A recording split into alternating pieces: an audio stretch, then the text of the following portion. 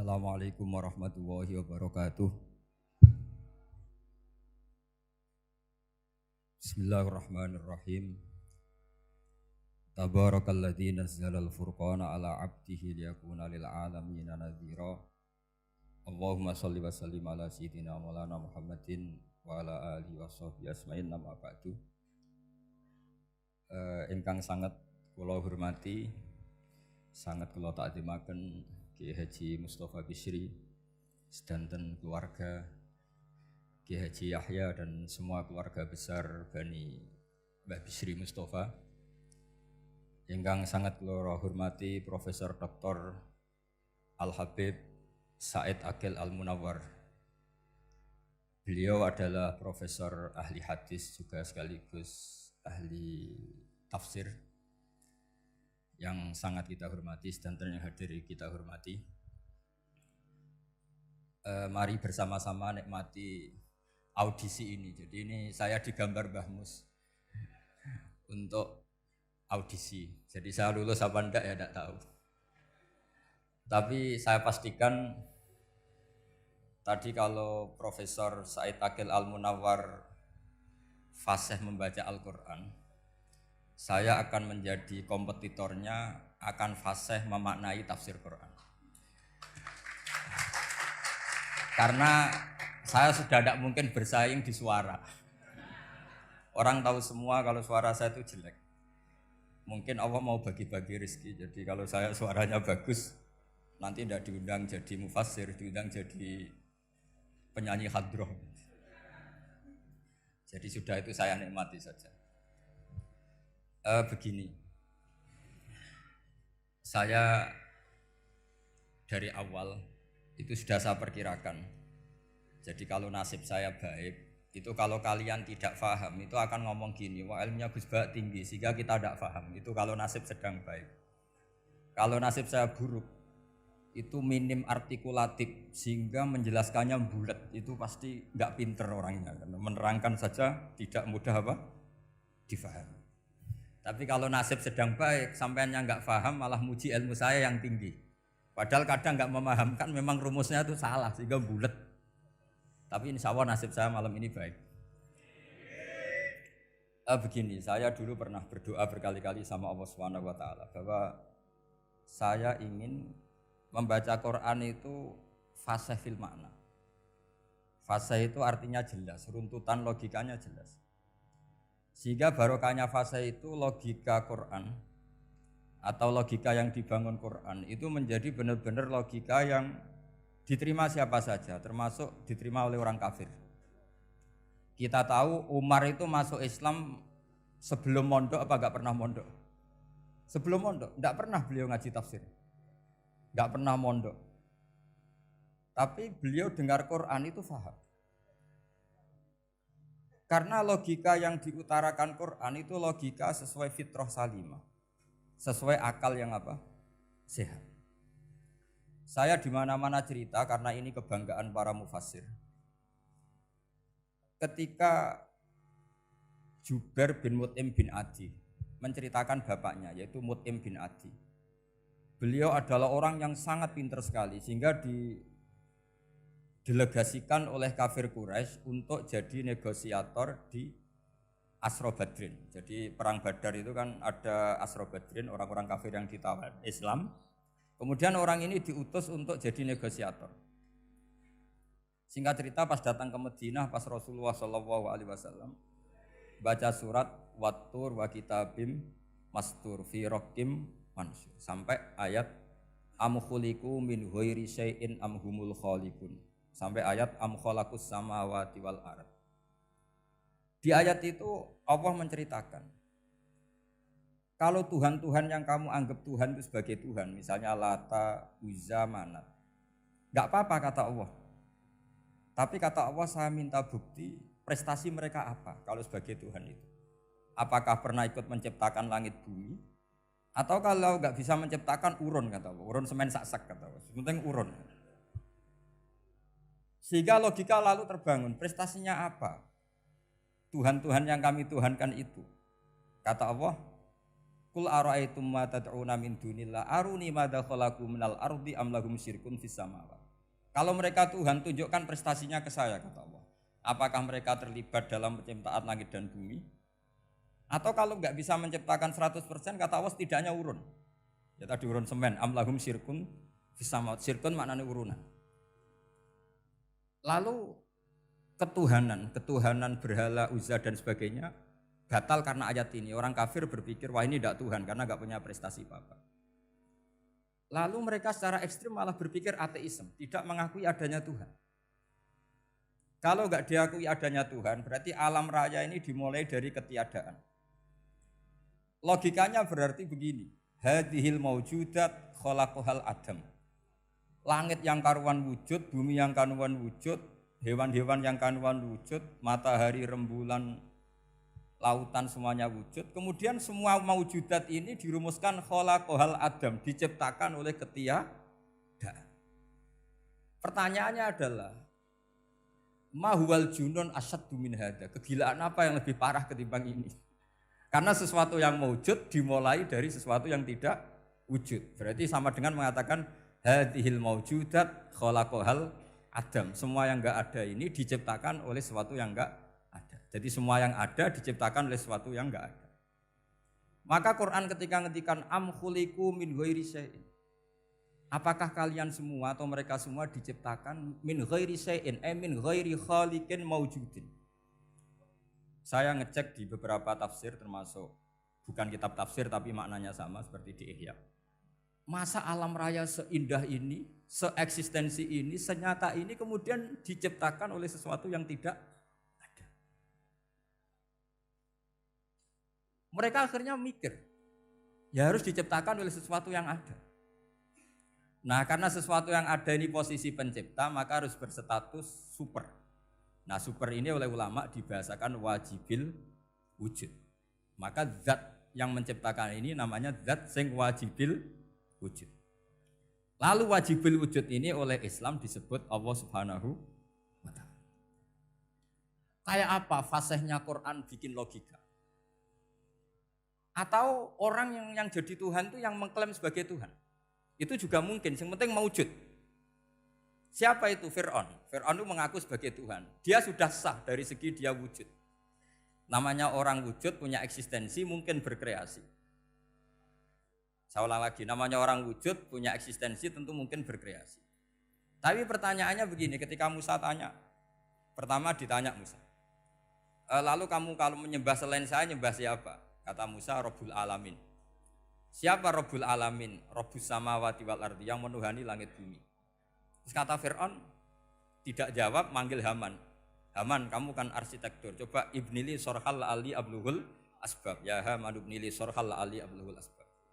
Bangunkan sebuah piramida yang tinggi, la'ali at-tali'u ila ilahi Musa. Saya ingin melihat Tuhannya Musa. Lalu kemungkinan Tuhan di bumi, kata Fir'aun, ma'alim tulakum min ilahin ghairi. Kemana-mana saya melihat yang jadi Tuhan saya. Musa ngerti kalau Fir'aun ini pekok cara bahasa Jawa itu.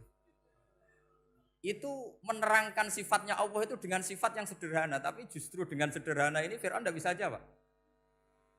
Terus Nabi Musa ganti argumentasi, Rabbukum wa Rabbu abaikumul awalin. Yang nuhani nenek moyang kamu, leluhur kamu.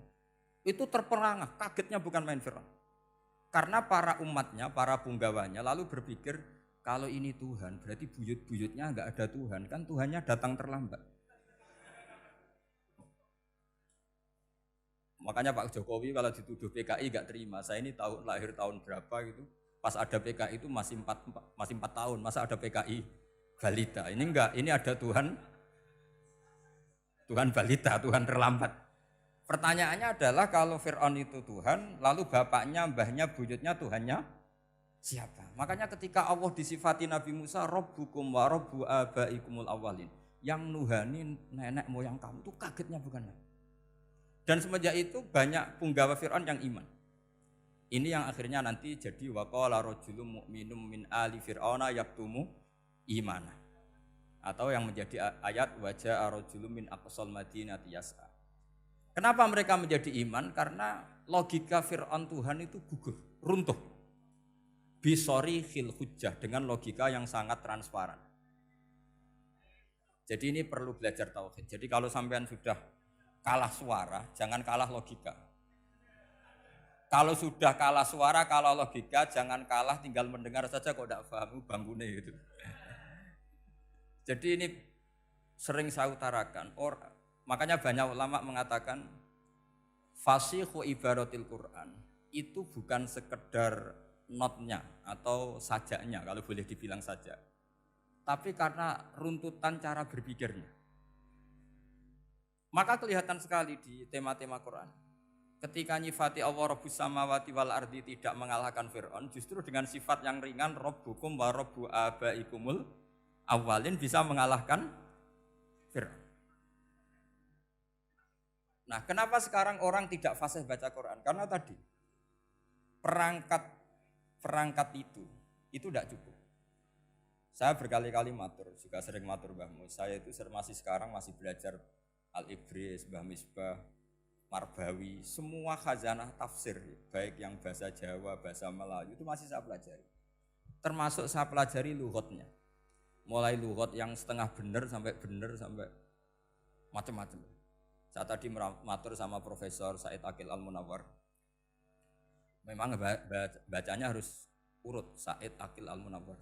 Karena sekali salah Said Aqil Sirat. Sebenarnya enggak apa-apa, ini sama-sama orang alim. Cuma enggak tahu nasib di publik ini, enggak tahu saya ya, macam-macam lah gitu. Namanya orang banyak. Enggak usah dijelaskan. Tapi semuanya baik. Saya pernah ketemu Pak Said Aqil Sirat itu bilang gini, Gus, orang jadi wali itu sebabnya dua. Mungkin kalau kayak jenengan banyak pecintanya, yang doakan banyak. Kalau saya banyak yang benci, wah itu ngilangi dosa gitu kan. Batin gue dasar wong alim bener wah. Jadi beliau nikmati memang itu. Karena babanya beliau itu sama dengan babah saya yang dari keluarga Kudus. Buyut saya itu kakaknya buyutnya Pak Said Aqil. Jadi makanya jangan pernah benci orang alim. Orang alim bulet atau kayak opo itu masih saja punya alasan. Saya itu dengar Kiai Bisri, cerita Kiai Bisri itu tidak ada yang serius. Dulu ketika ada polemik haji yang mu'alim, itu orang kumpul semua di sini. Kata Kiai Bisri, sudah nunggu Mbah Fadl. Mbah Fadl sudah di rumah. Ngiranya orang itu ya Mbah Fadl rawuh dileteh. Setelah lama Mbah Fadl tidak datang. Loh Kiai Bisri, Mbah Fadl tidak datang. Ya di rumah. Lah mana kok tidak ada? Ya di rumahnya sendiri. Karena beliau enggak pernah bilang di rumahnya. Orang saja yang kepikiran kalau itu rumah leteh. Itu mirip seperti guyannya Rasulullah SAW. Nabi itu kalau guyon itu tidak pernah bohong. Makanya di tiba itu disebut wayam zahu wala yaqulu illa haqqan. Nabi itu ya guyon, tapi enggak pernah bohong.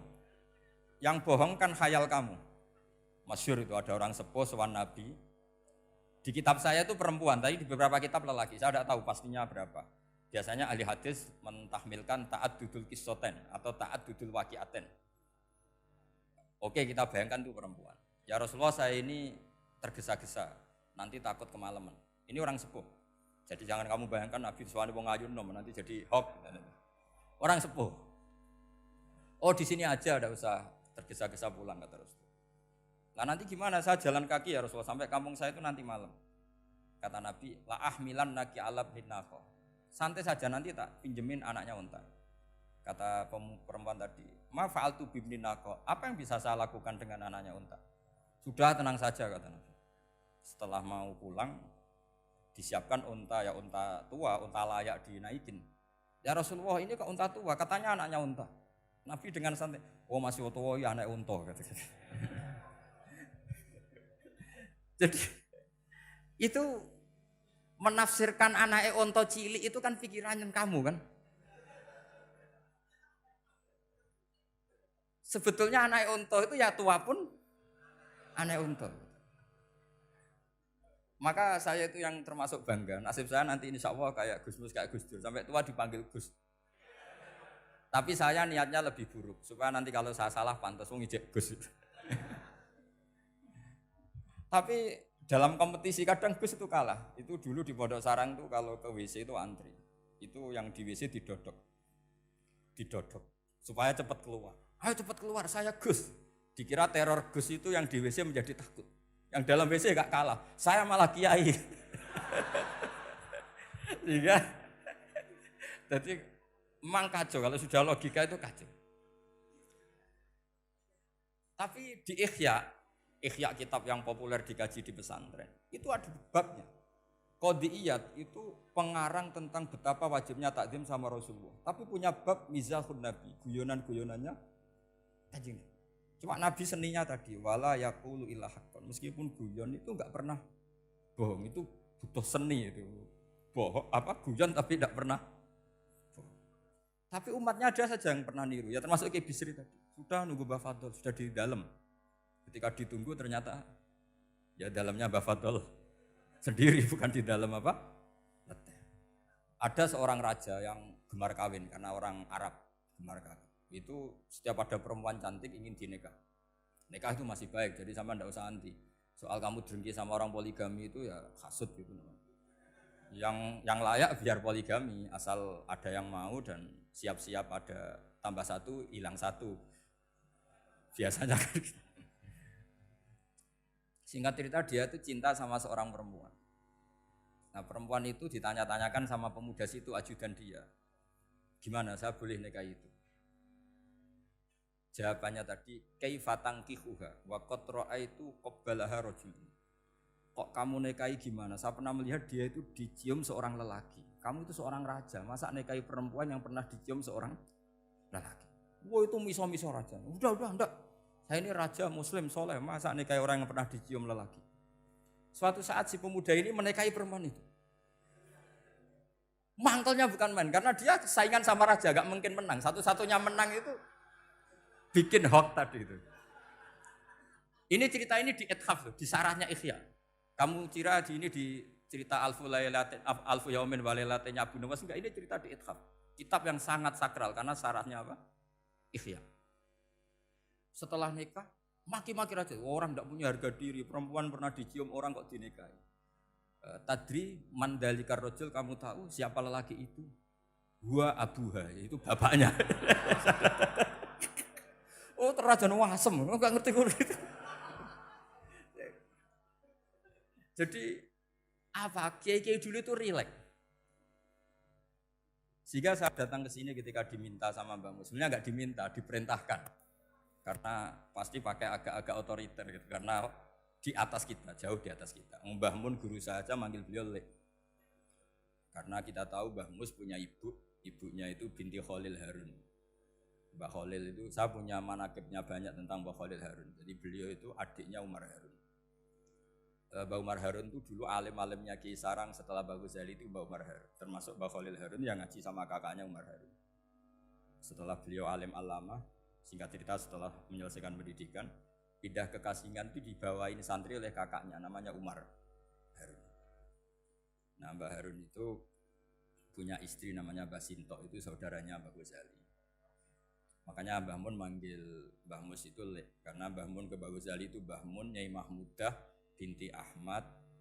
Ahmad ini bin Su'aib. Su'aib ini juga menantunya Mbah Ghazali. Terus Mbah Ghazali, berarti Mbah Mun dari Mbah Ghazali generasi kelima. Kalau Mbah Mus kira-kira ya Mbah Mus, Nyai Bisri, Mbah Khalil. Nah Nyai Sinto ini sudah saudaranya apa? Mbah Ghazali. Berarti Mbah Mun dengan Gus Mus itu kalah satu tokoh di urutan nasab. Makanya manggil apa? Tapi Mbah Mus orang baik, tidak pernah manfaatkan itu. Yang sering manfaatkan Mbah Nawawi itu. Karena pernah sepuh itu, wah sembrono kalau sama saya itu. Saya di mana-mana itu digosipkan murid beliau.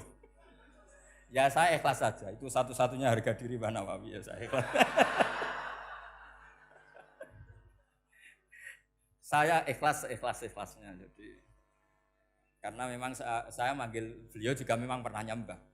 Buyut saya kandung itu namanya Maimunah, itu mbaknya Mbah Dowi. Jadi saya ini juga Bani Lasem.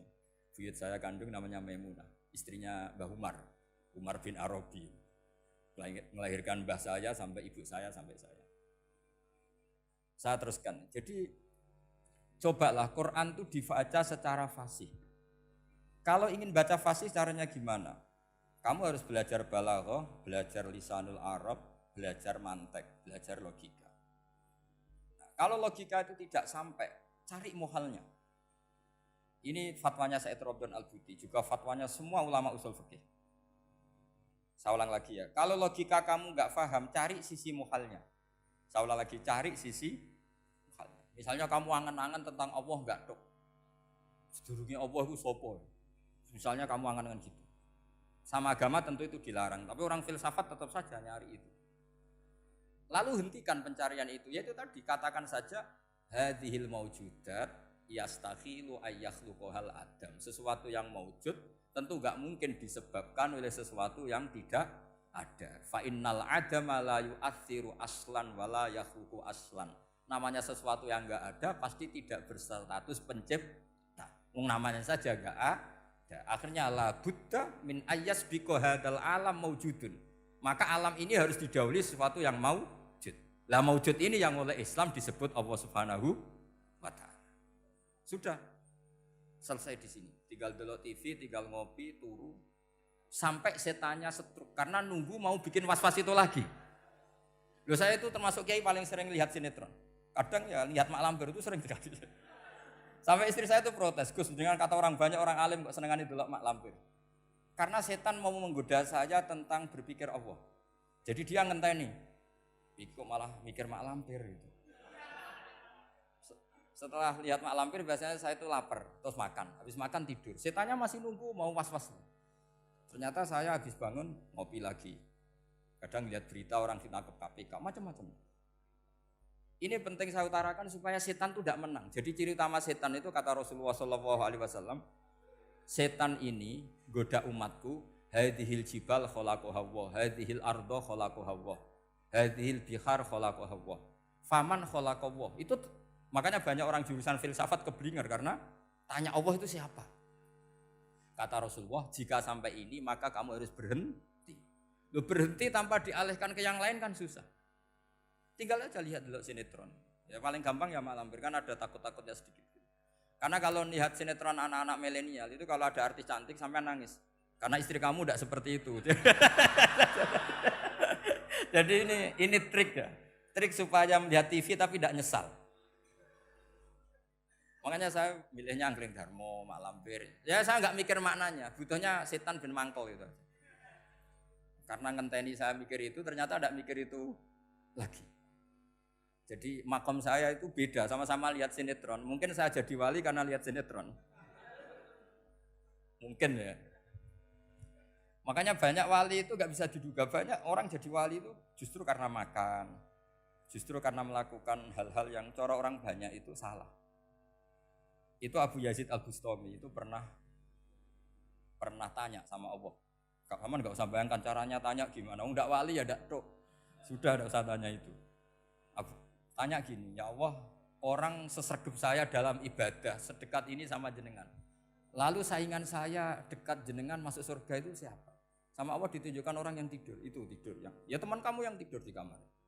Enggak terima Bu, ya ini gimana kok bisa setingkat saya orang tidak tidur itu. Yang saya ibadah terus istighfar terus. Tapi jawabannya Allah nih. Kowe ibadah terus itu mergo wedi aku. Jadi kan nganggep aku itu rodok-rodok jahat gitu. Iki tuh ratu mergo yakin aku apian, mengane ditinggal turu.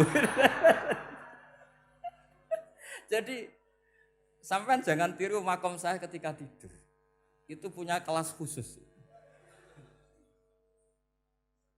Tapi jangan tiru, ini cerita saja, sampean ndak harus niru. Karena sampean kalau niru itu harus ada Abu Yazidnya. Abu Yazid sudah enggak ada. Tapi itu ilmu. Ilmu yang cocok enggak cocok harus kita kaji. Saya tadi jagungan sama beliau, sama Profesor Said Akil Al-Munawar. Beliau cerita sebetulnya sekolahan saya itu tentang usul fikih, tapi terkenal saya Profesor Tafsir. Tapi saya suka ilmu usul fikih, meskipun korbannya ya banyak. Biasanya orang jadi liberal gara-gara ya usul fikih. Sebenarnya nggak perlu dipikir lah itu macam-macam. Begini, dalam usul fikih yang mainstream itu kan ada hukum wajib, haram, ya makruh, terus macam-macam lah. Termasuk ada mubah. Mubah itu boleh dilakukan, boleh ditinggalkan. Dalam ilmu usul fikih sebetulnya definisi mubah boleh dilakukan, boleh ditinggalkan itu salah. Karena begini, setiap Anda melakukan sesuatu yang mubah, pasti di saat itu meninggalkan sesuatu yang haram. Saya ulang lagi ya. Itsma min mubahin illa wa yatahaqqaqu bihi tarku haramimma. Semua teks di Lubul Usul seperti itu. Memang saya hafalkan karena ini cara saya jadi wali yang mudah murah. Itsma min mubahin illa wa yatahaqqaqu bihi tarku haramimma.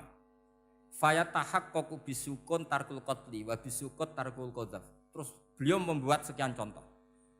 Hukum mubah itu kata ulama yang lain kan boleh dilakukan, boleh ditinggal. Itu tidak benar. Mubah itu ya wajib. Karena setiap kita melakukan mubah maka saat itu berarti kita meninggalkan barang haram. Coba orang tidur itu artinya apa? Tidak zina, tidak maling, tidak selingkuh, tidak mabuk. Sampean di pondok nikmati jagongan, rokokan, ngopi. Artinya nikmati rokok, nikmati kopi. Tidak menikmati tontonan di bar. Makanya kita berharap malaikat itu belajar usul fikih sehingga ketika kita rokok di pondok dilihat hada taroka melihat bar, wahada taroka melihat dangdutan, wahada. Jangan sampai malaikat bilang gini, dasar kere rakra delok. Itu repot kalau sampai bergerak gitu. Nah, kalau mubah itu artinya tarkul haram. Tarkul haram itu wajib apa sunat? Wajib kan? Berarti setiap orang melakukan mubah hakikatnya melakukan wajib dan itu artinya dapat pahala. Salah sampean ngajine ra khatam, dadi nglakoni mubah iku mengira tetep mubah. Maka berbahagialah orang yang ngajinya khatam. Makanya setahu saya kiai-kiai Mbah Mun ya sering guyon. Setahu saya Mbah Mun kalau ketemu Mbah Mus ya guyon terus. Guyonnya ini adalah waminal qutbi kata Imam Ghazali. Qutbu hadaddin al-istilzat bil mubahat. Poros agama ini pada akhirnya adalah nikmati sesuatu yang dibolehkan Allah Subhanahu. Orang itu kalau fasik, mau makan siang aja kalau nggak ditemani perempuan cantik nggak bisa makan. Mau jalan-jalan kalau nggak ditemani perempuan cantik nggak bisa jalan-jalan. Kalau kiai-kiai itu enggak. Gojlok-gojlokan gue seneng ira karuan. Dulu terkenalnya Kiai Bisri, Kiai diundang katanya mau ada menteri. Ternyata menterinya ya beliau tidak masak antok di sini. Karena maknanya menteri itu pembantu presiden. Semua kita adalah bantu presiden terlaksananya kedamaian itu. Loh iya kan? Saya berkali-kali ngomong di mana-mana. Apa artinya menteri pertanian kalau kita tidak nanam padi? Mbok pinternya kayak apa tetap nggak ada ketahanan pangan. Sekarang menjadi ketahanan pangan itu rumusnya menteri apa karena petani mau nanam padi? Itu hakikatnya membantu presiden dalam ketahanan pangan. Cuma petani lebih keren karena tidak butuh digaji. Kalau menteri ya keren tapi kurang keren karena masih dapat apa? Gaji. Akeh tunggalil anak mikir untuk gaji.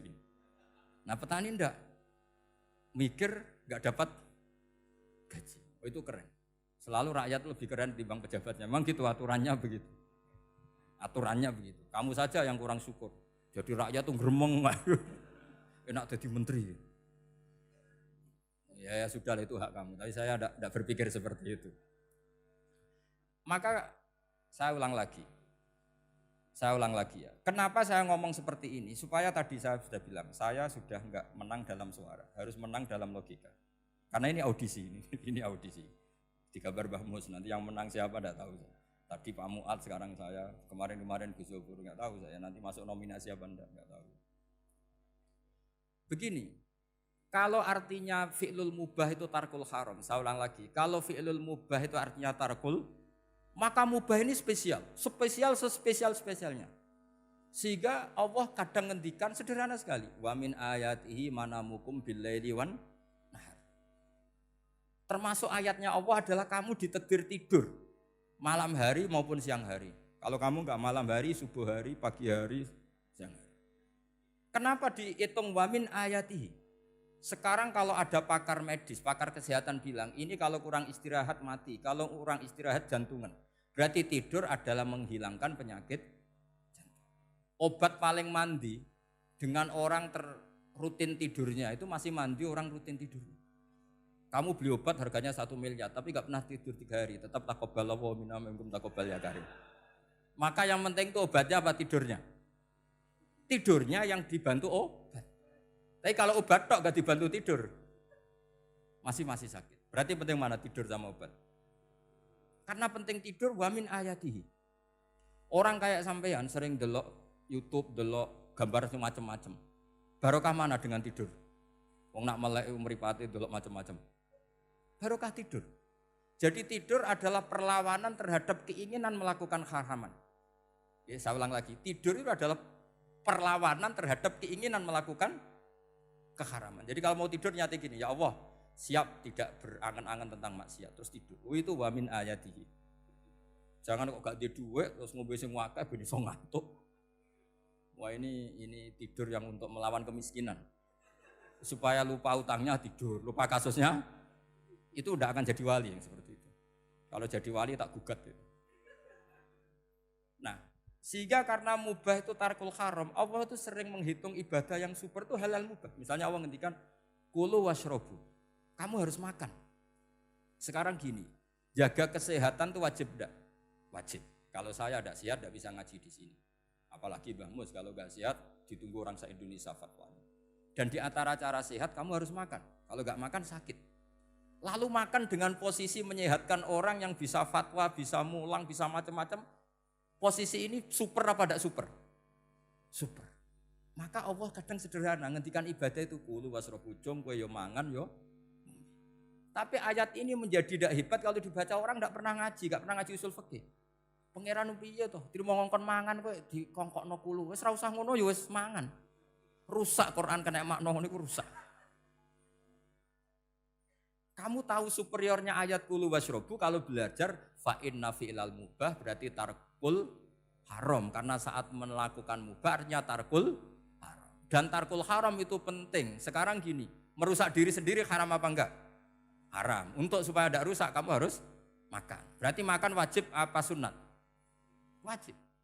Lho sing haram itu kalau loden tulung piring dintekno. Nah, dengan cara pemaknaan seperti ini, Quran akan superior. Bahkan di ayat-ayat yang kelihatannya sederhana, kulu washrobu, wala tusrifu. Ketika Nabi Musa dimenangkan mengalahkan Fir'aun, itu Allah firman pertama gitu, kamu harus makan mimma rozaqnakum. Cuma syaratnya wala tatghaw fihi fayakhilla alaikum ghadab. Kalau kamu berlebihan nanti dapat ghadab saya. Nah khawatir saya kalau ilmu ini sudah hilang terus ayat-ayat yang biasa tentang kemanusiaan dikira biasa. Padahal ayat ini super, misalnya nikah. Nikah itu oleh Allah, perempuan yang kita nikahin itu oleh Allah disebut surga. Saya punya bukti, misalnya gini ayat ya, wala tangkihul musyrikati hatta yu'min wala amatum mu'minatun khairum min musyrikati walau a'jabatkum. Terusannya ayat wala tangkihul musyrikina hatta yu'minu wala abdu mu'minun khairum min musyriki walau a'jabakum. Terusannya ayat ulaika yad'una ilan nar. Para musyrikah yang ingin kamu nikahi karena mereka non muslim atau kafirah atau musyrikah itu hanya mengajak kamu masuk neraka. Maksudnya ngajak itu kan bisa saja kamu tertarik perempuan tadi sampai kompromi merubah akidah kamu. Terusannya ayat wallahu yad'u ilal jannah. Harusnya dengan perbandingan kamu jangan menikahi musyrikah. Logika perbandingannya kan wallahu yad'u ila nikahil mu'minah. Saya ulang lagi, harusnya muqabalahnya kan wallahu yad'u ila nikahil mu'minah. Allah mengajak kamu supaya menikahi mu'minah. Tapi kata mukminah sama Allah diganti wallahu yad'u ilal jannah. Allah mengajak kamu masuk surga. Ila nikahil mu'minah. Artinya gini, setiap kamu hubungan intim sama istri kamu itu adalah menjadi kamu tidak zina. Jadi kalau kamu tidak zina, barokahnya istri kamu ini penopang kamu masuk surga. Makanya Rasulullah pernah ditanya, ibadah itu apa saja? Nabi secara ringan diantara jawabannya, wa fi buti ahadikum shadaqah. Sudah kamu ngumpul istri kamu itu ya ibadah. Terus kata sahabat-sahabat, ya Rasulullah ayati ahaduna syahwatahu wa walahu ajrun. Yang benar saja Rasulullah, masa urusan gitu dapat pahala. Nabi jawabannya ya enteng, alai salawaduha fi haramin aka'ana ali wisrun. Kalau dia salah yang dikeloni kan ya dosa. Berarti kalau ngeloni yang benar juga pahala. Berarti istri kamu itu jannah surga. Cuma jannah yang agak aneh karena rewel itu agak aneh. Jadi itu jannah yang agak aneh. Maka supaya jannah ini tidak aneh, kata Rasulullah itu cara bersuami istri itu kata Rasulullah halla jariyatan tula ibuka wa tula ibuka. Sebagian riwayat halla jariyatan tudhahikuha wa tudhahikuka. Kamu cari perempuan yang gampang guyon, gampang rileks. Mula abah itu rileks, mudhahaka ya rileks. Saya berkali-kali cerita, saya ini termasuk orang yang nggak pernah diskusi penting sama istri saya. Karena takut tegang, biasanya kalau tegang itu yang suaminya kalah. Jadi saya itu nggak pernah diskusi penting. Saya kemarin mau ke Pasuruan ya, mau ke Peloso itu ditanya, mau kemana? Ya nggak tahu. Terus pulangnya kapan? Ya enggak tahu. Wong kok rohan. Ya saya senang saja. Enggak roh itu artinya kan bodoh. Orang bodoh itu enggak mukallaf, artinya enggak dosa kata saya. Jadi saya ngambil hikmahnya saja. Karena ditakoki kok jawabannya ora jelas. Ora jelas itu misteri. Memang dunia itu penuh misteri. Pokoknya tak itu. Pokoknya yang kira-kira itu jadi tidak penting. Rasulullah tuh kalau debat sama istrinya ya milih gitu, milih mula abba mutohaka. Saya punya sekian cerita betapa Rasulullah tuh rileks ngadepin cemburu-cemburunan. Sayyidah Khadijah tentu orang yang super bagi Rasulullah. Sampai ketika adiknya Sayyidah Khadijah, kalau nggak salah namanya itu Halah itu. Kalau datang itu Rasulullah tuh menjamu karena mengingatkan suara Khadijah. Kalau muji Khadijah itu sudah langit Rasulullah. Sehingga Aisyah itu cemburu. Bagaimana Anda selalu muji Khadijah? Waqad abdalakallahu khairan minha. Allah mengganti yang lebih cantik ketimbang Khadijah dan lebih muda. Maksudnya Aisyah. Kenapa masih muji yang sudah meninggal? Tua lagi kan. Gantian Sayyidah Fatimah yang tersinggung karena ibunya ditua-tuakan. Itu ketika Fatimah cemburu, mangkelnya sama Sayyidah Aisyah. Mangkel manusiawi loh. Enggak usah kamu jadi Syiah terus benci Aisyah itu. Karena kalau kamu jadi benci Aisyah berarti kamu nganggap Aisyah itu salah. Dan itu efeknya di Rasulullah, berarti Rasulullah milih istri yang salah. Makanya kita ini madzhabnya ahli sunnah. Abu Bakar tidak mal'un. Kenapa tidak mal'un? Kalau kamu bilang Abu Bakar mal'un berarti Rasulullah salah pilih teman. Umar tidak mal'un karena Rasulullah pasti milih teman yang benar. Begitu juga milih istri yang benar. Dalilnya tidak usah jauh-jauh. At-thayyibatu lit-thayyibi. At-yabut thayyib tentu Rasulullah. Berarti istrinya pasti thayyibah. Jadi madhab ahli sunnah adalah madhab sing jelas-jelas min baini farsi wa damil labanan khalisan sa'iwal lisyari. Jadi kalau kamu cari logika gampang saja. Nabi itu thayyib, bahkan atyabut thayyib. Padahal kata Allah at-thayyibatu lit-thayyibi. Ya jelas ya. Jadi ini tidak usah dimasukkan hati tentang konfliknya Aisyah dan Fatimah, itu biasa saja. Yang satu bela ibunya, yang satu bela dirinya. Sebenarnya Aisyah itu enggak niat ngeritik Khadijah. Ingin diperhatikan Rasulullah saja. Terus ketika Sayyidah Fatimah matur ya Rasulullah saya supaya ngalahkan Aisyah itu gimana?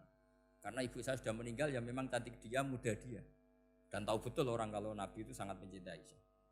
Kata Rasulullah bilang gini saja, tetap hebat ibu saya.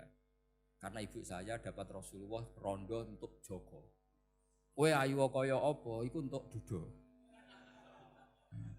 Jadi rileks saja Rasulullah. Akhirnya ya semenjak itu enggak ngeritik lagi, bahaya ini kalau ngeritik. Khadijah itu kan sudah umur 40 tahun. Janda dapat Joko. Aisyah perawan untuk dudo. Keren mana? Keren Khadijah. Jadi tidak semua masalah itu Nabi itu menyelesaikan cara ekstrim. Nabi itu biasa mula apa? Santai rileks. Nah, kalau para mbak-mbak ini ingin jadi surga yang enggak aneh, syaratnya jangan rewel karena di surga itu enggak boleh ada orang rewel. Tapi kalau enggak rewel sementara suami kamu enggak benar, ini namanya goblok. Maka kata Mbah Mun kalau ngijazahi santri-santrinya, "Cung bojomu kudu rewel, enggak ngono fakir," kata Mbah Mun. Tapi santri yang di belakang gremeng, "Iya, Mbah, nak fakir, nak jantungan mati." Makanya sering itu. Jadi di antara ulumil Quran itu ada istilah maudhi'ul mudmar mengganti maudhi'ud dhamir atau maudhi'ul lafzi menggantikan lafdzan akhar. Itu memang agak jadi ilmu tafsir. Tapi bagi pelakunya itu menjadi gampang. Ya tadi, ketika Allah melarang nikah hal musyrikah, saya ulang lagi. Ketika Allah melarang nikah hal musyrikah, normalnya perbandingannya kan wallahu yad'u ila nikahil mu'minah. Tapi sama Allah digenti. Wallahu yad'u ilal jannah. Itu menunjukkan bahwa nikahul mukminah adalah al jannah. Karena kamu hubungan intim ya ibadah. Diwamuk kowe sabar ya ibadah. Nafakoi ya ibadah. Neng-nengan gejatan senjata juga ibadah. Seru Bang, neng-nengan itu seru. Karena memang di antara sistem tubuh kita itu butuh masa-masa jeda. Itu mari cerdas. Karena tubuh kita ini tidak hanya butuh seneng, tapi juga butuh susah. Susah itu melahirkan kearifan. Jajal bojomu tahu minggat, mesti kearifan kamu meningkat. Jadi minggat itu ya penting. Nikmati saja. Loh, ini saya enggak ngajari keburukan. Memang seperti itu. Nah saya berharap ilmu usul fikih ini tidak boleh hilang. Karena dengan ilmu usul fikih kita tahu mubah adalah tarkul haram dan tarkul haram adalah wajib. Maka Allah sering sekali membicarakan sesuatu yang mubah itu superior. Kayak tadi wa min ayatihi manamukum billaili wan nahar. Termasuk ayatnya Allah adalah kamu itu tidur. Cara berpikir tadi, kalau saya tidak tidur sakit, kalau sakit habis biaya banyak. Sementara tidur hanya butuh seperti ini. Betapa baiknya Allah dengan tidur bisa menjaga kesehatan yang kalau tidak dijaga berbiaya tinggi. Berarti dan naumul ibadah. Terus ulama bilang tidur itu ibadah kalau niatnya litaqawi alal ibadah. Tapi nak wae blojo turu lah itu sing masalah. Tapi tentu ilmu itu ada pembanding. Sekarang ketika kamu tidur itu tarkul wajib apa tarkul haram lah itu masalahnya. Seringnya kamu itu tarkul wajib. Wae mulang turu. Wae ngantor wong kerja turu. Lah itu tarkul haram atau tarkul wajib? Tarkul wajib. Kalau tarkul wajib berarti status tidur kamu haram. Sudah pinter ini sudah maju ini sudah maju. Jadi saya belajar usul fikih lagi-lagi karena untuk menjadi mufassir itu harus menguasai balaghah, menguasai usul fikih, menguasai lisanul arab. Nah, lisanul arab yang sering saya contohkan berkali-kali. Saya punya kitab namanya Ar-Risalah. Orisinil karangannya Imam Syafi'i. Saya baca beberapa kali khatam. Juga saya beberapa kali bacakan santri. Itu kalau memaknai Quran secara lisanul arab itu gampang sekali. Gampang sekali. Ketika Imam Syafi'i mengatakan kamu boleh tayamum ketika bepergian dan saat bepergian itu tidak menemukan air. Syaratnya kamu tolabul ma', cari-cari dulu. Ketika ditanya sama ashabus Syafi'i, kenapa harus cari-cari dulu? Jawabannya enteng. Li'anna Allah ta'ala yaqul falam tajidu ma'an wala yuqalu liman lam yatlub lam yajid. Karena Allah ngendikan kemudian kamu tidak menemukan air. Di mana-mana tidak menemukan setelah mencari. Kalau belum mencari namanya tidak tahu. Jadi dari kata falam tajidu ma'an kemudian kamu tidak menemukan. Tidak menemukan berarti apa? Setelah mencari. Sehingga beliau mensyaratkan dicari-cari dulu, baru berkesimpulan tidak menemukan. Nah setelah tidak menemukan, kamu baru boleh tayang. Segampang itu ilmu usul fikih di depan Imam Syafi'i. Ulumul Quran dianalisis dengan usul fikih. Ketika ditanya, kenapa Anda mensyaratkan nikah itu pakai wali? Ayatnya apa? Kalau hadisnya jelas, la nikaha illa biwaliyin mursyidin. Ayatnya apa? Imam Syafi'i secara enteng baca ayat fala ta'duluhunna ayyankihna azwajahunna idza tarawdu bainahum bil ma'ruf. Jika wanita yang kamu waleni, saya ulang lagi, jika perempuan yang kamu walikan, misalnya kamu punya anak yang umur 20 tahun ingin nikah sama seseorang. Sing seseorang ini layak. Ya misalnya kiai ya apal alfiyah. Tadi kata Mbah Mus itu muridnya Mbah Khalil alfiyah diwolak-walik apa? Saking seringnya belajar alfiyah kata beliau sampai santri apal alfiyah wolak-walik tapi ora roh carane jamak kosor. Karena dulu pondoknya mau pondok nahwu. Jadi kayak di ngelirap itu. Tonggone nganti apal fa'ala yaf'ulu fa'lan. Cinone weh apal saking bedino itu ujiane ra selawatan fa'ala yaf'ulu fa'lan wa ma fa'lan wa huwa fa'ilun. Jadi pondok ya macam-macam. Itu saya tadi sampai mana itu? Tentang apa? Wali nikah tadi. Di bab fikih, saya ulang lagi di bab fikih. Itu kata Allah, jika perempuan yang kamu walikan itu ingin nikah, fala ta'duluhunna, jangan kamu larang. Kata Imam Syafi'i, kalau seorang wali tidak punya hak mewalikan, maka larangan jangan menghalangi itu tidak ada gunanya. Misalnya gini, Zaid itu tidak punya utang saya ulang lagi, Zaid tidak punya utang saya. Memang ini ilmu logika, Zaid tidak punya utang saya. Terus sampean bilang ke saya gini, Gus Bah, Zaid ojo tagih. Itu omongannya wong aneh apa enggak? Aneh kan? Tapi kalau Zaid punya utang saya 1 juta, terus kamu menasihati saya, Gus Zaid ojo tagih. Benar apa enggak? Wali itu punya hak melarang. Saya ulang lagi, wali berarti punya hak melarang putrinya tidak nikah. Jika diperintahkan Allah, kamu jangan pernah melarang. Berarti punya hak melarang. Kayak tadi, Gus ojo tagih, berarti aku dia hak nagih. Misalnya otoritas bandara ATR, pesawat Boeing sekian-sekian Lion bolehkan landing di sini. Karena operatornya punya hak melarang, juga punya hak mengizinkan. Tapi kalau orang lain kamu bilangin, pesawat Lion nggak boleh landing di Semarang. Orang lain yang nggak terkait dengan otoritas itu, aneh nggak omongan itu? Aneh.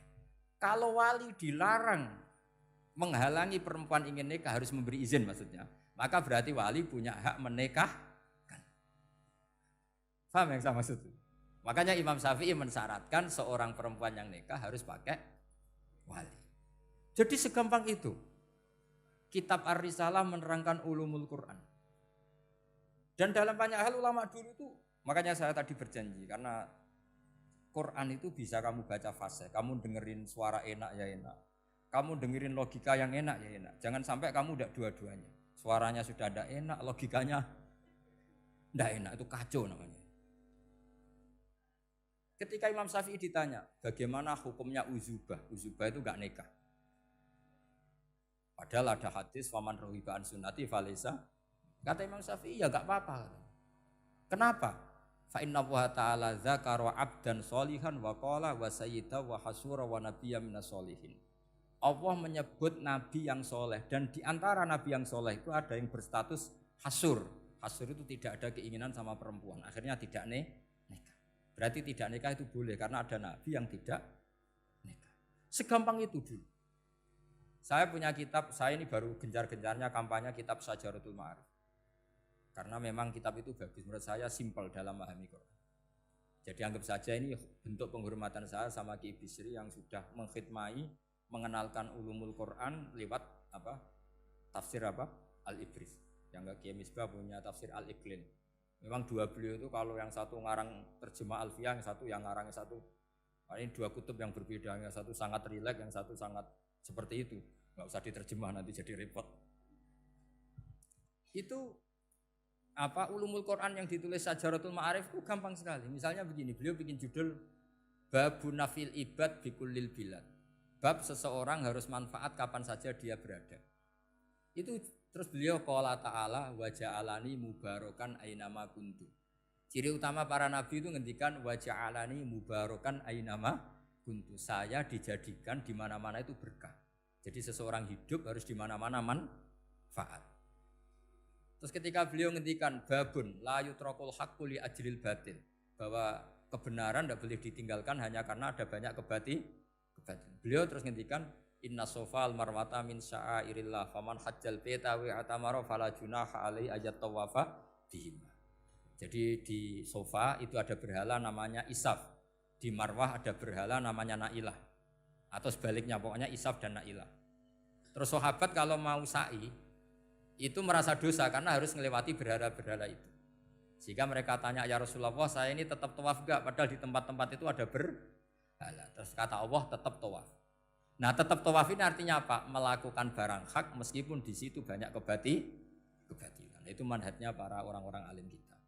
Mbah Mus itu ya berkawan sama orang yang macam-macam. Kamu tidak usah ngeritik. Itu fikihnya sudah kelas tinggi. Fikihnya tuh la yutrakul haqqu li ajlil batil. Saya di mana-mana cerita. Saya punya kitab namanya Khilyatul Auliya wa Tabaqatul Asfiya. Itu syarat kamu kalau daftar wali harus punya kitab itu. Khilyatul Auliya wa Tabaqatul Asfiya. Itu karangannya Abu Nu'aim Al-Asfihani. Kitab itu yang jadi indukan Ihya ketika menyebut manaqibul akhyar. Kita tahu Ihya kalau bab tasawuf mengikuti Kutil Qulub yang dikalang Abu Thalib Al-Makki. Kalau fikih tentu beliau mengikuti Imam Haromen gurunya, yaitu kitab Nihayatul Matlab fi Dirayatil Madhab. Kalau manaqibul akhyar beliau mengikuti kitab Khilyatul Auliya. Dan ngikuti itu penting kalau dalam tradisi kiai. Enggak boleh seorang kiai kok mikir sendiri, namanya mustakil. Kalau mustakil itu mubtadi', bikin tatanan baru dalam agama. Justru ulama itu harus niru sebelumnya karena sanad itu harus musalsal, enggak boleh. Imam Syafi'i bilang haram terus kamu bilang halal. Terus murid kamu bilang makruh. Terus muridnya kamu, ya pokoknya khilaful aula, enggak boleh gaya-gayanan gitu. Kalau di kampus plagiat itu dilarang, kalau di pondok itu wajib. Makanya banyak kalau tes itu ngerpek. Karena belajar itu tanpa batas katanya. Lu kok ngerpek? Mboten ya, jare belajar kapan saja. Jadi mboten ngerpek, mutolaah pas tes. Kacau tuh santri itu. Mutolaah tapi pas apa? Tes. Itu dalam kitab Khilyatul Awliya diterangkan.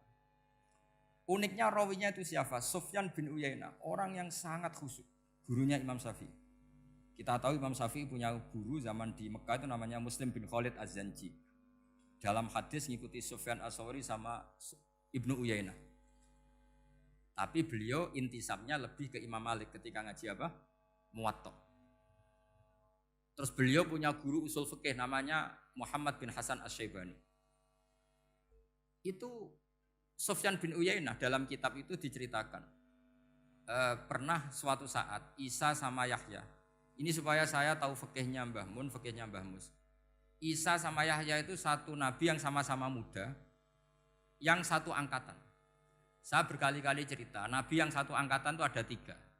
Tapi yang 2 ini enggak level, yaitu Ibrahim dan Lut. Tapi enggak level karena Lut itu adalah pernah keponakan siapa? Ibrahim.